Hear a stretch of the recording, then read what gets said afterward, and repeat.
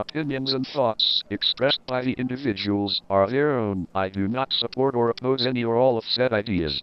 When posts about guns and gun violence show up in my feed on Facebook, there are three types of comments. Here are examples of the types of comments I see.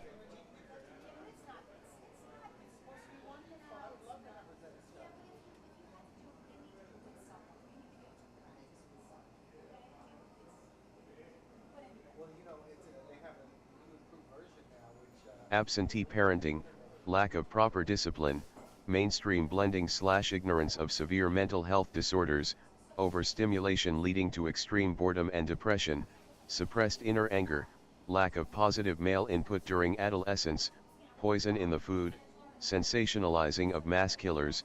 I can do this for hours. Don't forget psychotropic medication being handed out like Tylenol. Biggest common denominator amongst mass shooters. Yeah. Here's some meth for your kid who can't concentrate during algebra. Oh thanks, now he can be a robot. Same person, don't smoke pot. Your conclusions are equally wrong. The entire premise is wrong. All violent crime worldwide is and has been decreasing for a very long time as technology and wealth increase. Damn, you nailed it. I think that modern secular society has promoted a sense of nihilism where there is no God, no moral code of right or wrong, and no intrinsic value in life. Life is viewed as insignificant and disposable, as reflected in school shootings, increasing suicide rates, the opiate crisis, and abortion as birth control.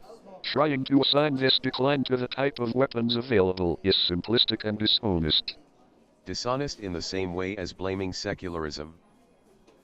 Dishonest in that thinking that taking guns away from law-abiding citizens, which in this country is a right, protected by the Constitution, is somehow magically going to eliminate a complex, multifaceted problem.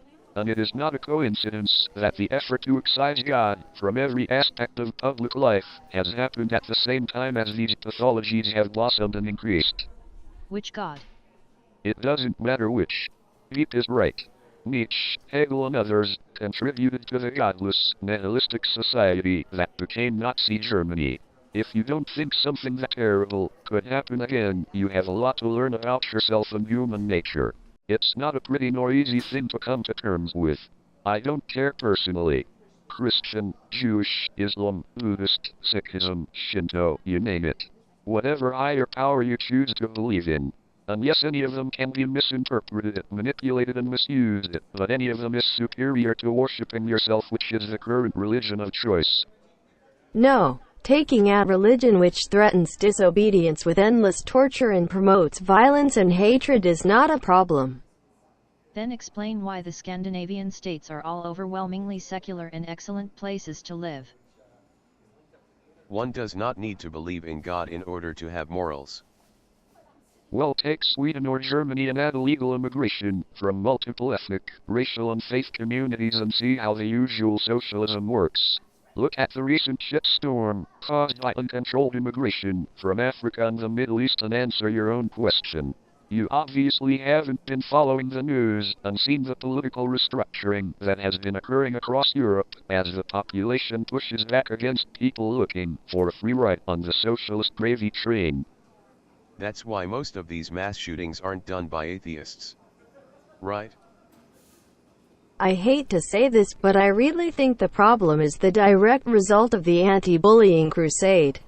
While bullying for the sake of bullying is not what I'm advocating, rather, it's enforcement of universally held opinions or modes through predatory peer force that allows the herd of useless relative opinions to be manageably culled. In other words, without bullying, people have no fear expressing thoughts and opinions that fly far outside what has been universally socially acceptable and believe that their opinion is paramount. We need a healthy fear of walking outside the line to serve as a check to this malignant individualism.